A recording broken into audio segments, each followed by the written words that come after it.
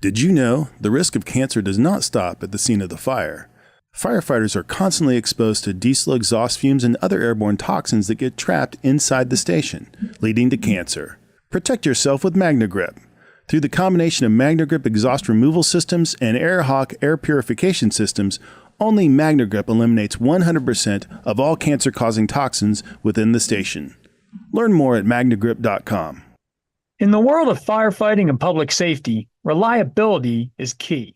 That's why for over 2 decades, first responders nationwide have trusted the Fire Store as their go-to source for essential equipment, apparel, and accessories. From top-of-the-line firefighting gear like helmets, boots, and thermal imaging cameras, the Fire Store has it all, tailored to the specific needs of our heroes on the front lines. But they don't stop there. Their extensive selection also includes EMS supplies, safety apparel like flame-resistant clothing and high-visibility gear, as well as a wide array of tools, from hand tools to vehicle extrication tools, supporting public safety professionals in their duties. Partnered with industry leaders, the Fire Store's commitment to quality and excellence is unmatched, because when it comes to protecting communities, there's no room for compromise.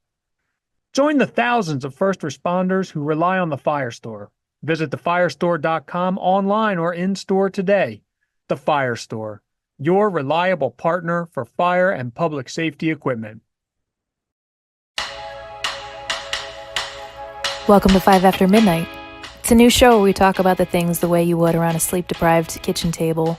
When you've run 5 or more calls after midnight, your brain feels half gone, and you and your crew have absolutely no filter. Just pure honesty. The goal of this series is to kick around the small things that really aren't so small and have a big impact in the way our firehouses function. My name is Stephanie. I'm genuinely not an expert at anything. I'm just here to ask the sometimes awkward questions. Enjoy. Come too far, don't let this slip away. Fade out like they said we would. Well, hey, I am joined today by the wonderful Jim Burneka and his sister, Hillary Hawkins. Jim, a lot of you guys have seen his show, APS Radio, here on Fire Engineering, and Jim has written a book with his sister, and it's called Overcoming Tuesday, First Responders' Tale of Healing and Resiliency. I was one of the lucky, 3 people, just lie to me and say it was 3, that got a copy of this book before it comes out in the beginning of May. And full transparency, I have not finished it yet. It is not the light read that I thought it was going to be coming from you, Jim. I mean, I'm just going to throw that out there now. There's no crayon pictures. It's amazingly, it's a really well thought out book. So that's what we're here to talk about today. So Hillary, take it away, because I think you did a majority of the writing and the storytelling in this, because this was your book coming in and talking to your brother, the first responder. And what started all of that? So just everything that he went through, I had told him, like, you have such a story here. Like, I believe in this story. And he's like, oh my gosh, no, I don't even want to think about it. I don't want to tell it. And I was like, okay, well, if you ever want to tell your story, I'll help you. And it took a while, and he came around, and one day he was like, hey, do you still want to do that thing? And I was like, what thing? He was like, do you still want to write this book together? And I was like, yeah, if you want to. And he was like, I think I'm ready. Like, I think I can push past all of the pain. And it just became a mission to now, let's use the pain that I went through and let's find some purpose. Let's try and empower people. Let's help them learn from my mistakes so that they don't make them too. So pretty much we would Zoom, and he would tell me these stories, and I would write them, and then I would write it and I would send it back to him. And that's just kind of the process that we did to do the book. So it was a long process. There were a lot of tears. Some of them, I didn't know if he was going to be able to get through it. And I felt bad, like kind of pushing him, like, okay, well, what happened? And sometimes I would just have to sit and wait until he could finish telling me the story. And it was just a lot of those. And it eventually came together into a story. Jim, this book isn't just kind of a narrated history, there's a lot of stuff in there. You've got health struggles, physical struggles. I did, when I was kind of thumbing through it to talk about today, since I hadn't finished it, I realized that there's a poem later on in the book. And I mean, that level of intimacy, being able to share that with the rest of us, what happened, or what key moment came along that you thought, you know what, being vulnerable with the rest of the fire service is worth it to share this message? Because we eat our own. This can't be an easy thing to have decided to do. What made you do that? You know, I would say I started being vulnerable when I was still on the job. And it was really when I became the wellness coordinator that I realized, in order to help people, in order to let them lower their guard, a lot of times I had to put myself out there, put my business out there, and share my struggles. And that empowered them to feel comfortable and actually sharing their struggles as well. So that vulnerability thing really came about the last couple of years on the job. And it kind of has continued then. And it was really, and I've talked about it before, where you know this, Steph, like, vulnerability was a weakness when we started. Like, how, you could not share any feelings or emotions, at the kitchen table. Just, if you did that, you'd be labeled. And it was only until recently that is, I would say, gone away a little bit. But I've realized over the years that vulnerability is actually a strength. It's not a weakness. And it did take me a while to feel comfortable about really going out and sharing all this to the world. Like, I feel like I've been pretty open and honest on these shows, and but like actually sitting down and writing a book, it took a lot of warming up to that idea. But I just realized, and Hillary was a big proponent of this, of just, there's a lot of stuff to what you've gone through, and it can help others. And making sure that that was the premise of this, that this isn't a money grab. This isn't a get rich. I know I'm not going to be on a New York Times bestseller list. But if it helps one person, all the time that Hillary and I spent is worth it. And that was like, when you have that motivation and have those ideals, like, it, as grueling as it was, I think it was worth it. And I know we're both really proud with what is actually came together, how it did. It's kind of crazy, because it was definitely all over the place when we started, but being able to put it together, and it's just crazy. It's like when I held that book for the first time, it was like, I can't believe that this is a real thing. Jim, I've known you for quite some time. You actually got me started into the podcasting world. And it's funny because A, this is the most serious conversation we've ever had without jokes. And B, you talked about writing this book. You kicked it around for a little while. And I think once you started writing it, the conversations that I began to have with you, I feel like you had more of a sense of peace and calm about you when you began to write this. How therapeutic was this for you?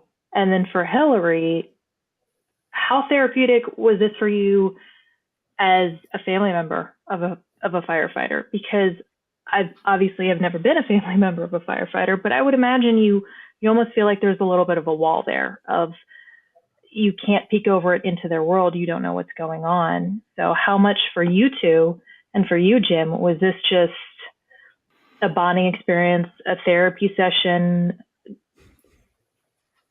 all the above?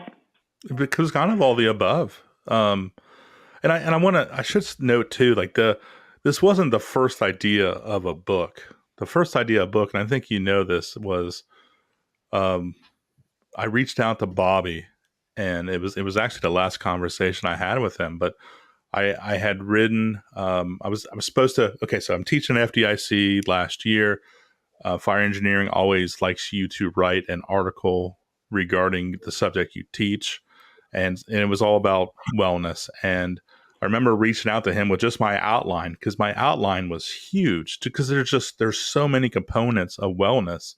And I asked him, is there a book here? And he said, yeah, if you want it to be, absolutely. And I think the premise there was more of a textbook, kind of what like Dean Ali is going to be doing.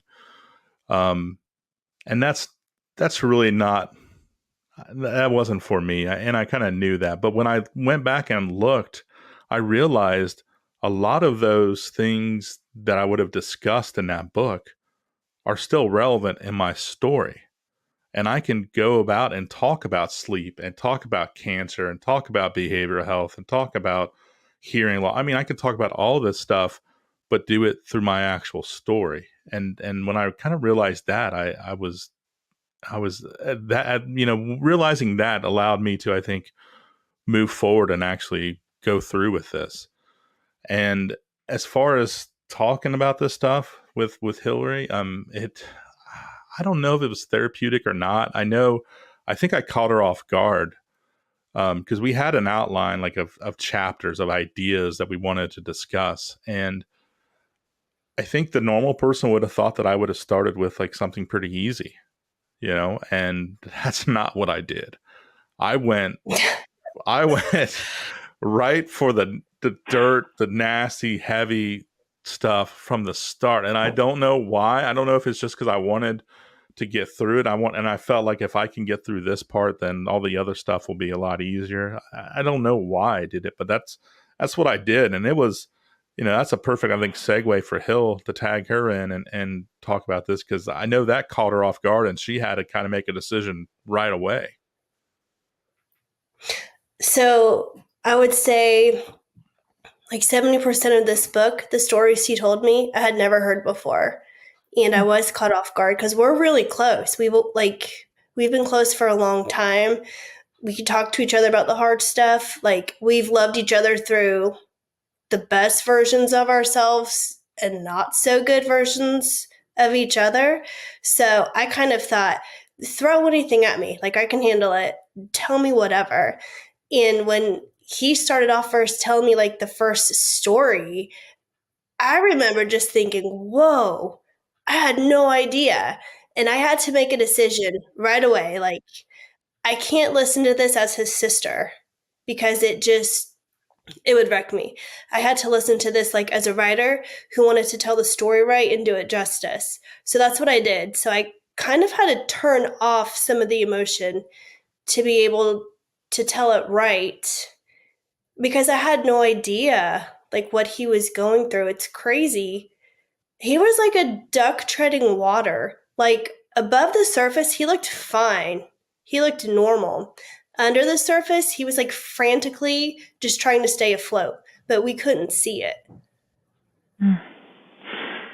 What I think you see out there are the writings that are related to family in the fire service. It's often husband and wife, so it's presented as the couple kind of version of things. But blood relative, that's always going to be kind of a different aspect of things. What was the big takeaway, the forever way that you're going to view your relationship with your brother, the thing that you really learned you needed to change or view differently with Jim and just his life and what he's been through? What do you want other family members to know? And so, we intentionally wrote it because I've read some books by first responders that were really geared toward other first responders, and they were brilliant. But I told him, I really want to write something that first responders are going to be like, yep, that's it, I get it. But also like spouses, siblings, parents can read it and go, oh, that's why they do certain things that they do. Okay, that makes sense. So for me, it was like, I had no idea, first of all, the trauma that you were even going through to be able to even know how to talk to you about it. So it's like, okay, first you need to share what's actually happening with the people that you love. he thought that he was protecting Lauren by not telling her what he was dealing with at work, and would just come home and be grumpy, and it was hurting both of them. So that's like the first thing, is like, you've got to talk to the people that love you, because they're going to support you. And I mean, he told me the things that I shared in the book were like the sugar coated version of what he told me. Like, he would just lay it all out there. And I hope that I proved to him that, like, we can handle like what you go through. This isn't a burden that y'all need to carry by yourselves. It's too heavy for anybody to carry by yourselves. And even if I don't know the right thing to say, sometimes there's not a right thing to say, but just to know, okay, well, I'm here. Let's get through this together. Like, you're not alone. I think it's the biggest thing that I wanted him to know. Like, your worst story where you feel terrible, I'm looking at you saying, I've never been more proud of you, because it takes such strength to what other firefighters are like, yeah, you're a baby, you can't handle it. I'm like, oh my gosh, this is the bravest I've ever seen you in any circumstance. And I hope that that's what other people get out of it too. Jim, flip that question back around to you. We as first responders fail. We either do one of two things. We either hold it in, we don't tell our family what's going on, or we get really over annoyed and we're crass about it, and we just blatantly drop it. We say the horrible thing that happened the night before, and we watch their face, and then they shut up and shut down, and then neither one of you talks about what you went through the day or the night before that is sitting heavy on your chest. Having to, over months, tell these stories to your sister, what was the value you found in finally communicating that with a family member? And I mean, how would you say first responders can start to successfully do that correctly, is what I'm trying to say. Because it is something we're terrified of doing. We're terrified of putting too much hurt on them, or we just want them to stop asking, so we're aggressive and crass about it. Where's that line? Yeah. Well, I mean, I know for the very first part of my career, for sure, I definitely internalized everything and just stuffed it down. And I think I got better as I progressed, and especially near the end of talking. And I did open up to Lauren about a lot of things. Everybody else, not as much. I mean, clearly, like, Hillary only knew about 30% of these things, as she said earlier. But even though I was opened a little bit, it really wasn't the full, like, it wasn't everything. It was a very watered down version of whatever I was talking about. It's sharing. It wasn't the full grasp. It wasn't really until, like, I didn't hold back with Hillary. I let it all go. And it was I by this time I've realized, like, I've accepted that I have to be open and honest and willing and share this stuff and get it out there. And there's no point in holding back. Like, I know I'm at the position now where I'm not adding any more traumas. I'm not adding anything else. Like, I'm in a good place where I'm not having anything else come into play. So I just felt like I was finally comfortable really letting it go. But it took a long time. More than anything, time. That's the best thing, is being able to process all this stuff and then being in a good place to where you can share. And it just, I mean, I think enough distance has passed with a lot of this stuff to where finally felt like I could share this with Hillary. And as far as other first responders go, like, you can talk to your spouses, to family members, to even friends. I mean, your peers. You don't have to necessarily say everything. You don't have to paint them the picture. You can, they don't necessarily need all the gory, highlights, lowlights, whatever you want to call them, but you can still let them know what happened, or you had a bad shift, or you need some time, or I'm gonna go in the garage and do some crafting shit, listen to my jukebox, whatever it may be. Like just having that relationship where you can be open and having them hopefully respond to you in a good way to where they're like, okay, like get a nap, do what you got to do to where I can have you back, you know, a better version of you than cranky, you know, just went through a lot of shit, you know, guy. So we just have to learn, again, that vulnerability is a strength, and stop hiding stuff. Get it all out there, be an open page. Again, you don't have to go with the details, but like having that communication is going to make the rest of your career that much easier just to get through, you know, being, you know, instead of me coming home and being a grumpy asshole to my wife, like it would have been easier just to explain why I was feeling this and, hey, I need a nap so I can get back to normal Jim. On social media, I follow a couple of the different wives of firemen kind of Instagram accounts because I am so curious how family members view us as a culture, as a fire service. And based off of some of the things I've read and what you said, it's almost like families need to have a pre-plan of, listen, when I come home and I am quiet and I am whatever, please do not take anything I say or do personally for at least 5 to 6 hours. It's just, I think when we come home, the people around us missed us, or they need to tap out because they've been with the kids for 24, 36, 48 hours, whatever. So they then internalize all the stuff that we have to say or the attitudes we portray instead of realizing, hey, they might have seen this kind of stuff coming off shift. They might have been holding someone's hand during their last moments. What did they just experience, and what does their mind need to do to come down from it? I think so many people think that, well, they didn't run anything big, bad, or gory. I didn't hear anything about that. So like they're ready to dive back into normal life. And that's not the case. And that's something you guys really presented well in this book is it's not the big badass calls that are going to drain us as much as it is just those heartfelt life calls, right? So maybe the next thing you two get to write about is that family game plan of how to understand and get through that. I actually think that's been kind of written about. Mike and Ann Galliano's book, which is a fire engineering book, by the way, the firefighter marriage. I forget what exactly the title is called, but they have a chapter in there called Re-Entry Time.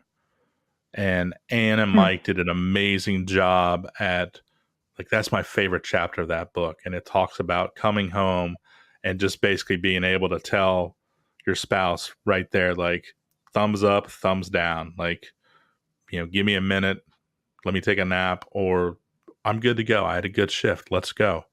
Like that is, that's the best chapter I've ever seen. It's already been written, Mike and Ann Galliano. Now you've shamed me into reading that book, especially before I see them at FDIC. It's a good book, and they do that talk too, and they talk about it then. So hopefully they're doing Mike, that talk. Hopefully Mike doesn't see this one. I'll be sitting in on that now.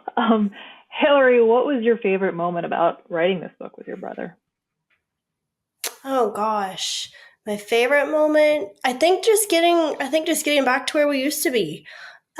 He went away to Center of Excellence for rehab, and up until then, I had no idea that it was as bad as it was. And then when he got back, I just felt like I was treading like just such a fine line of, I don't want to like be annoying and be like, are you okay? What can I do to help? And just that like golden retriever energy, like, I'm here. How can I help? What can I do? Or he's just like, I'm just trying to like get back to life. I'm just trying to figure things out. So there was like some time that passed that I didn't call because I was like, I don't know what to say. I don't want to say the wrong thing. I don't want to like trigger him. So it was so nice to just like get to talk to him regularly again. And it even got to like, if I didn't talk to him for like a day, I'm like, oh, this is weird. I haven't talked to him. So I think that was my favorite part. It's just getting back to where we were before he went, and just him feeling like, I think I don't have to hold anything in anymore. I don't have to hold back. Not that you have to tell me your deepest, darkest secrets at all, but it just felt good that I felt like he could be comfortable. I wanted to be a safe place for him to land. And it just felt nice to have him back. Something that didn't hit me until you said that about this book is, Jim, you and I had a bunch of conversations before you went to the Center of Excellence. And I think you told me like the day before you were headed down there. And I'm a firefighter too. I didn't see anything. I wasn't, I caught stress, I caught fatigue, but I didn't catch anything from you that made me think, this guy's not in a good spot. None of that was there for me. And I'm somebody who is involved in the peer world as well. So I think the fascinating thing about this book is how not just family members, but peer to peer. I mean, when we hide the signs, we excel at hiding the signs. We excel at hiding the stress. So it was really humbling to read those parts of your book, knowing you and I had just talked and I missed it all. That was really, really eye-opening. That sad part aside, I'm going to ask you, what was your favorite part of writing this book with Hillary? Oh, well, let me say before I even answer that, I acted my ass off. I mean, I should have an Oscar or something. Like, I was really from May till mid-May to mid-August, I was having ideation, and I was internally just falling apart. And then with just the way I was being treated at work, and I'm like kind of just scapegoated, and really the organizational betrayal on top of everything, losing my purpose, like all that stuff. Like, and I pretended like I was okay. I really did. I fooled about everybody. I mean, the night that I called and went to Center of Excellence, I went to Center of Excellence the very next day after I called. I had lunch with my captain. She had no idea, and that fast forward 6 hours later, and I'm on the phone, and I'm a day later, I'm in Maryland. So, the signs and symptoms are not as obvious as people think. And we are all actors. When we get on the job, you know this. We go to people's scenes and we're tired, we're cranky, we hate them because they've called 17 times already this month, but we still put a smile on our face and we act. So we are just, our job encourages us to be actors and actresses. So I really had one person that saw through the facade and called me out on it. And that was it. Nobody else knew. One person really saw through my shit. And he called me out. And I wrote it in a book, or we wrote in the book, I've got this great tattoo on my leg that is a memorial to my fallen firefighter friends. And it's the IFF logo and the memorial because I've been there a couple times, and I have their names on there. And he told me, he said, I feel like we're going to add your name to your leg. And that absolutely broke me. It was about an hour after that I left work. I called the captain and said, I'm leaving. I'm not coming back. And I didn't come back. I was off until many months later when I finally went back, and they hid me at radio repair until I retired. So that goes on to the acting. As far as the favorite parts of just working with Hillary. It was, like she said, it was great connecting and just spending that time with her, because that is not, we were talking, but it was certainly not at the pace that we ended up doing for the book. So catching back up to her, and just reconnecting was I think great. And the stories, like, yeah, like it sucked telling the hard stories, but it's not all just suck. There is some funny and good stuff in there. Especially, there's really one chapter in particular in which I share some of the fun or crazier stuff. And I think just doing that stuff and getting the laughter out of her, and just, that was probably the best chapter to work with, because it wasn't dark, it wasn't heavy like a lot of the other ones. Yeah. The title, Overcoming Tuesday, you talk in the book about why it is you named that, but Hillary, can you explain why it is you guys named that? Because it's a neat story. Yeah, so he gave an interview, and it was actually, he was spiraling internally. Nobody knew.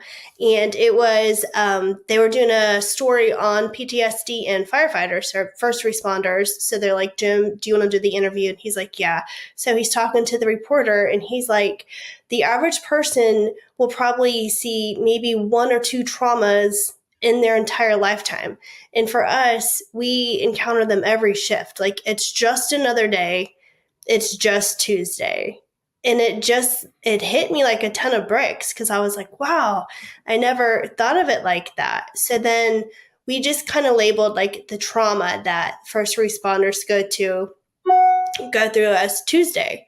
So when he kind of came out on the other side of that, we were like, well, you've overcome Tuesday. Like, now you've overcome all of the trauma that you've endured. So that's where Overcoming Tuesday came from. You mentioned, Steph, that poem earlier. Hillary wrote that when I was at the Center of Excellence. And so, I was away. Wow. She was trying to, I think at that time, just figure out, like, what the hell happened, and she really, that interview that I did, it really kind of, I think, touched her, and she ended up writing that poem, and I was waiting for me when I came back. And, wow, you talk about heavy shit. Like, I can't read that thing without breaking down. Knowing all that both of you know about each other and the way that you've viewed Jim's life, Hillary, what would you tell family members to do differently in terms of how they treat their first responder? I would just say extend grace, because you don't know what they've gone through, and you don't necessarily need the details. You just need to know I had a really rough run, and I need some space. And I guess space and grace. Like, if they're not acting the best version of themselves, it's okay. And also, if they need to be alone, process what they've gone through, allow them that time to do that. And that's something that I didn't realize. Probably a lot of people don't recognize it, because they just see you for what it is. Like, yeah, you're home from work. How was work? Okay, well, this is what happened when you were gone. And, they just missed you. They're happy that you're back. Life keeps going on when you're gone. And I think to just pause and say they might have really had a rough night. They might not have slept. They might have gone through something awful. Or maybe not even something awful, maybe just a lot of calls, and they're just exhausted. So that's what I would encourage family members of first responders to do. And I've learned so much through doing this, so many things my eyes have been opened to. And I hope that other people open their eyes to what y'all go through too, because I had no idea. She was doing Jim, so what do you want good. people to get from this book? I was just going to say, she was doing so good and not acting Southern until the very end there, where she threw in the y'all. Okay. Ohio's not very Southern. No, but South Carolina, she's changed. She's Just once in a while, I have to throw in a y'all. Just slips out. What's the I've question, been spending Steph? too much time in Southern Virginia. I got to remember it. What's the biggest thing you want people to get out of this book, right? You didn't just write it for your own therapy. You would have just kept some sort of Dear Diary or gone back to MySpace for that. You wrote it for a reason. And there are the obvious reasons, but... I mean, the main thing is hope. Despite all the crap I went through, I'm still here. And I think I'm stronger and better for it. I mean, I guess that's resiliency, but the whole hope is that like you can go through a lot of crap and still come out on the other side and still be happy and still live a good life, still be a good parent and husband or wife. Like, just the main thing is just hope. And as much as I wanted to share all this stuff, all these, I thought lessons really, and a lot of them were don't be like me lessons. The other part of it is I just wanted people to know the truth. Like I had a lot of fear at the end of my job of just how I was treated, and I was threatened, and I really, I just didn't feel safe. Like I didn't know my future was still up in the air, especially going through the pension stuff. And like I really just bit my tongue, and I just didn't talk about what had happened. And once the pension went through and I knew that my family and I were going to have security and we were going to be good, like I felt it was also time to tell the truth about what had happened, and also with the hope of it not happening to anybody else, so I think the main thing, of course, is hope, but I also, it was nice to be able to just be honest and finally put everything out there, because I was, I kept that really inside too, just out of fear for a long, long time. Well, Jim and Hillary, I am off duty this weekend. I'm on mommy duty, but not on shift. So I'm really looking forward to actually getting to sit down and finish the book. When I'm done with it, every member of my family will be getting a copy so that they can stop referring to me as the grumpy person when I get off shift. But thank you guys so much for writing this book. It was really exciting for me to pick it up and just see so much reality written from such just a great perspective of a sister, viewing her brother's pain and finding out these things about our world was just really humbling and awesome to see. So thank you guys so much for taking the time to write this book. Comes out May 1st, Amazon.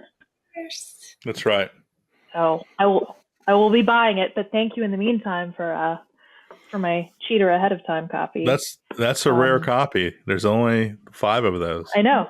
It says not enough for resale. So I'm one of the lucky ones, and I know it. Yeah, you can't sell it. Not even a garage sale. Note. Not even a garage sale. You're forbidden. It's like pulling a tag off a mattress. You even wrote some nice things about me in it. I'm guessing Hillary wrote it because it's all spelled correctly. But that's not true. That is not true. I can't read it. It is chicken scratch, so it is probably yours. But that's the only part I lied about in the book. Was on the inside cover of what I wrote you. Oh, hey. I'm kidding. Well, thank you guys so much for the book, for just your honesty, your vulnerability, and then Hillary for wanting to do this, for wanting to learn more about your brother, but us as a culture. I think this is a game changer, and I'm not just saying that because you're my friend Jim. I'm saying that because this hasn't been written before, and so to see it be written, to see the message that it's conveying is just, for lack of a better word, it's exciting. It's exciting to see how it's going to touch people and the change it might create. So thank you guys. Thank you for having us on here and letting us talk about it. We're nervous and excited. I think I'm more nervous than he is. I think he's excited. I think I'm a little nervous, but I'm excited. should be good. Yeah, I mean, a little bit nervous. I just don't know. I mean, I don't know what's going to happen. Like, the whole time we write this, and I'm not sure if a dozen people are going to buy it or if it's going to be a lot more than that. I have no idea, but I have faith that, getting on your show and just getting out there, that hopefully people will pick it up and they'll find value in it, and then it'll just go from there. And I mean, wherever happens. I'm just going to roll with it. Yeah. I've never seen Jim overly excited ever, so I didn't expect that.